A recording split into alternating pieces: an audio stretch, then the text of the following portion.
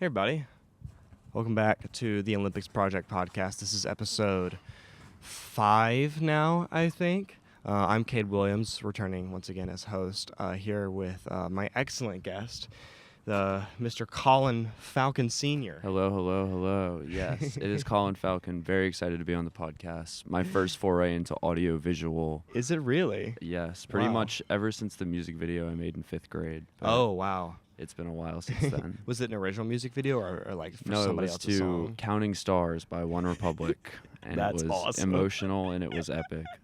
So, That's awesome. Great song. it was the world to me at the time, so I do love it. How are you doing on this trip?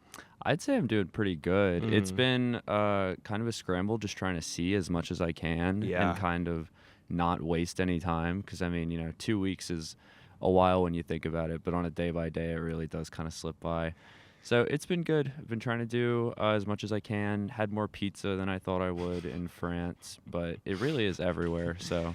Yeah, the more people I talk to, the more people are like, "Oh, I've had pizza for the last 4 meals." I'm like, what are we doing here? It's way too easy to obtain. I could throw a rock and it'll hit at least 3 pizza places. Which is not something you expect from, because you think France, you think baguette, a lot less escargot, a lot more pizza. But yeah, I've been having a good time. We've been For those of you at home that who don't know, I'm the station manager of KLSU, and you are the editor-in-chief of the Reveille. So this is like a big time crossover episode. Yeah. For LSU student media This nerds. is 2 titans of student media. Finally. Titans is a strong word. But no, I've been enjoying getting to like hang out and know you. Absolutely. Officially. We'll like be we said bumping earlier, elbows. we're ending the beef between KLSU and the Reveille. Yes, the treaty has been signed. You're gonna shake my hand. I think it's the Treaty of Versailles, we could even call it, if we really wanted to. We should go over and sign it whenever we actually go to Versailles. I think that would be the most important treaty ever signed at Versailles, probably. It's been super rewarding. What have you been working on since you've been here? That is such a good question. So I'm on the blogs team, which means it is my duty and my task to my nation and my school to write blogs, just kind of detailing everything I've discovered, learned, and found out. And so I've written 2 blogs. They haven't been put on the website yet because I don't know how to do that. So I'm going to have to meet with our website aficionado, Benjamin Hagan. Shout out Ben Hagan. Shout out to Ben Hagan, the website wizard. I will meet with him and find out how to get those up. But writing blogs has been very fulfilling. I do a lot of, obviously, news writing in my line of work, which is not necessarily limiting because, even with guidelines and rules, that's just, like, ways to be more creative while working within, like, boundaries. Yeah. But with blogs, you have a lot less of those boundaries. So I can kind of just really go way more into detail about my personal experience and how I feel about everything. I was about to say, with this you get to be your own editor, but I guess even at your job back home, you are your own editor still. I do. No, I don't trust myself to be my own editor. I make sure always there's at least three pairs of eyes on everything. That's sick. Absolutely. So like any ideas you're kicking around? For stories or for blogs? Yeah, it's either one. Well, for stories, we actually have a photo story coming out, which is going to be really cool. I think that's probably some of the best content that's going to be produced because obviously we have some really great photographers. They do like really fantastic stuff. So all the photos I've seen so far have been stunning, and I think when compiled into a nice little list with theming and intent, it's going to be quite stunning. So we're going to run a couple of the photo stories on our website. And a couple people have been working on these really great stories with like athletes and with actual words and interviews from athletes. So running those is also going to be really cool. But in terms of what I'm writing myself for the Reveille, there hasn't been too much as of now because I have also had to manage the Reveille back home. Yeah. Which means... We've also been, like, in full transparency, in a dead sprint pretty much since we got here. Yeah, this is the first day I feel like we've been able to, like, actually chill. Oh, absolutely. For the whole day. Absolutely. Because, getting here is a nightmare for some more than others. Yeah. Him. But even since then, 2 Olympic Games back to back will really do a number on a person's body, mind, and soul. Yeah. it's exhausting. I think once I hit the bed last night, I was gone. No thoughts, no dreams, no nothing. Yeah, I had to get an Instagram post out after last night's Olympic game. We went and saw the women's game. That was Colombia versus France. Yes, we did. And Go Colombia. yeah, I had to get a post out and ended up going out at like 2 a.m. here, but at home, that's like 5 p.m. Yeah, it's a very reasonable time. Yeah, back home. yeah. It's nice. And so I'm like responding to everybody's like comments and like in bed with my eyes like half awake and everything. And I looked back at this morning, I had so many typos in my responses. You were doing your best. Was that the KLSU Instagram or? KLSU Instagram, our marketing director made a post about me. That was independent. She You just didn't like asked sign off on that. Well, I did, but she just like asked me for photos. Shout out Alyssa, our marketing I director. did see that one. Alyssa, shout out. It was a very good post. Cade, you looked great in it. Thank you. But then I just had my own on my personal. There is a pigeon right here. There is a pigeon. That's which, awesome. by the way, pigeons feel so French. I want to know where they originated, and I want to know where they were domesticated from. Yeah. I don't know if anyone on our staff knows that, if we have any ornithologists. But Do you think they came over on the Mayflower? no, probably not the Mayflower, but did the Titanic sail out of New York or out of? I don't think it matters where it's sailed from because it never made it. Yeah, but the pigeons could have flown the rest of the way. Oh, okay. I They have get wings you. for a reason. But the Mayflower is a good guess. My guess is that they were like, no, actually, I'm not going to guess because there's definitely someone who knows about pigeons that's going to watch this and they're going to dunk on me so hard.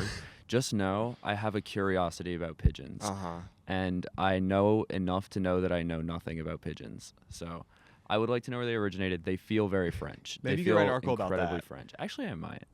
Honestly, because we have pigeons everywhere. They're Yeah. pretty much a staple of any urban area ever, anywhere really. They're the rats of the sky. They are the rats of the sky, and I love that name, by the way. That is so apt. Because I'm filled with the exact same feeling when I see either one of them. Yeah. I think of them both as these like, just constants in my life. That Titans of industry. Absolutely. And that's why I think there needs to be a Ratatouille style movie about pigeons at some point. Okay. Maybe it doesn't have to be about cooking, but There were- Ratatouille did a lot of great stuff for rats. There were spies in disguise. That's right. They were spies in disguise. I never saw it, but I know Will Smith is in Tom Holland. Will Smith was in it. But you know what? That movie did not have the cultural footprint of Ratatouille. And I That's think that's true. our fault. It really could have. Tom Holland was in that? Yeah, he plays the nerdy white science guy. Wow, what a new breathtaking role for him to be in. He's really going outside of his comfort zone with that one. Yeah. Really breaking free of his typecast with that. That's awesome. Wow. Well, shout out to pigeons. We need another project. I wanted to ask you also a bit about your own personal career journey to end up here on the Olympics. Yeah, we can go back to high school, LSU, wherever you think maybe the story like deserves to start at. I think the story probably deserves to start end of high school because that's about when I decided that journalism was going to be the thing that would pay my bills. And it mainly formed out of a want to write, and just I liked writing, but I didn't want to do creative writing because that just seemed like way too dark and deep of a pool to be in. A lot of like competition, a lot of just any possibilities.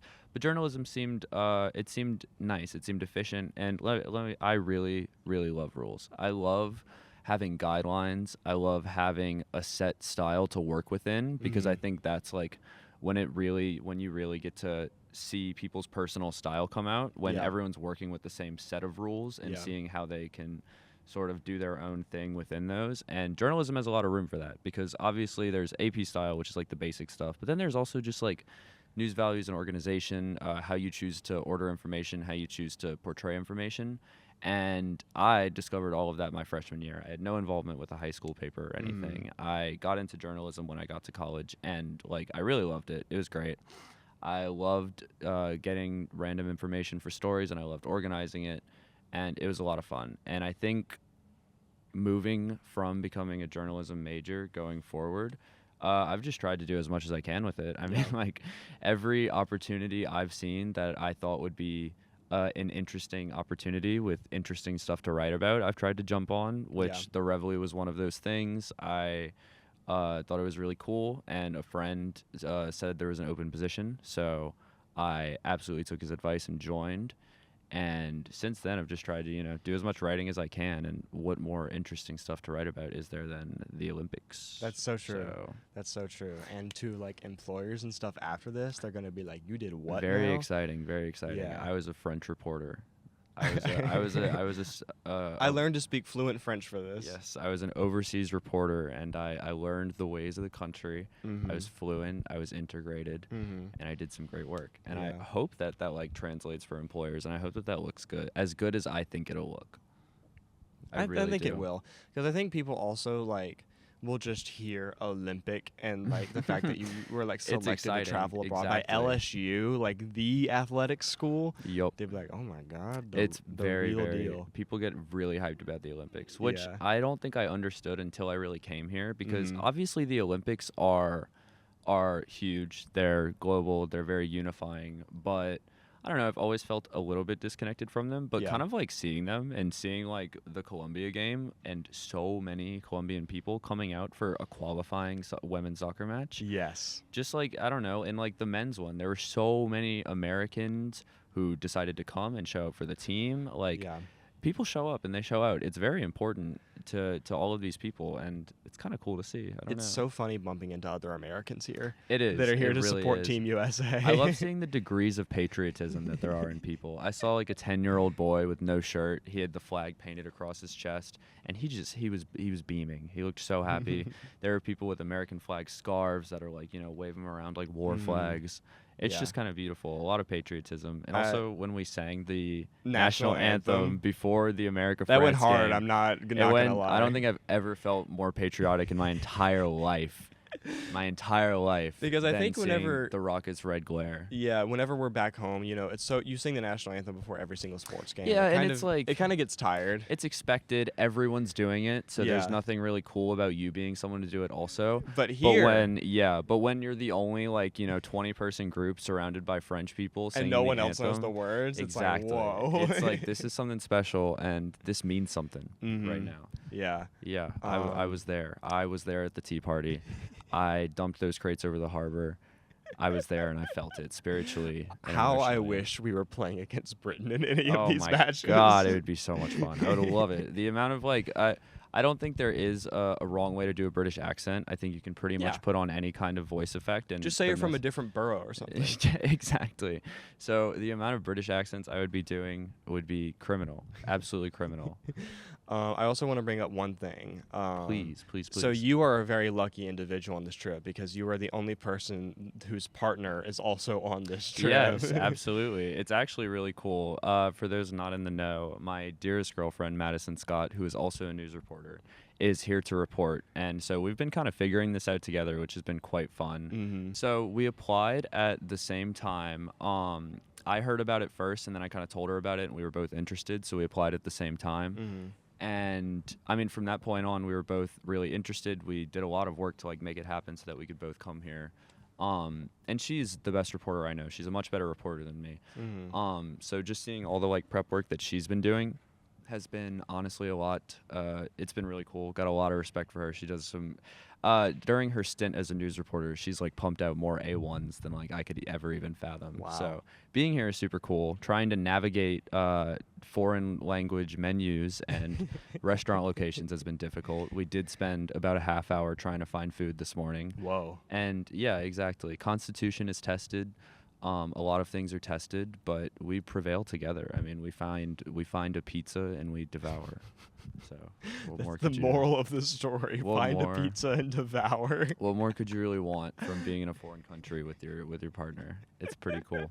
That's awesome. Well, It is. It's very happy- cool. Very happy for you and all the work that you're doing and everything. This pigeon is going insane off Is he camera really? right Where is now. he? Oh my God! I think he found something. Yeah, it's found a piece of food and is slinging it everywhere. Oh, that's great. I just love seeing pigeons do what they were made to do, man. Yeah. be Just walk trash little around. rodents. Yeah, exactly. Just scavenge. Really, Alright. just scavenge. Well, do you want to plug anything before we sign off? Read the Reveille. Read the Reveille as much and as often as you can. There's a lot of really great stuff. We have some of the best reporters that I've ever seen this upcoming semester and this summer too. We have some of the best staff that I've ever gotten to work with. Our sports section is top tier. Our news section is incredible. a lot of really experienced people. And whenever you get the chance, please read the Reveille. We have a lot of great stories. We're very informative, and you might find some stuff out. Also, listen to KLSU. We're now best friends, and if I plug the Reveille, you best believe I'm plugging KLSU too. So Tune in. Much appreciated. All right. Yes. Well, signing off on episode 5. Stay tuned to the Olympics Project podcast. We got a lot more coming up. Stay Thank tuned. you.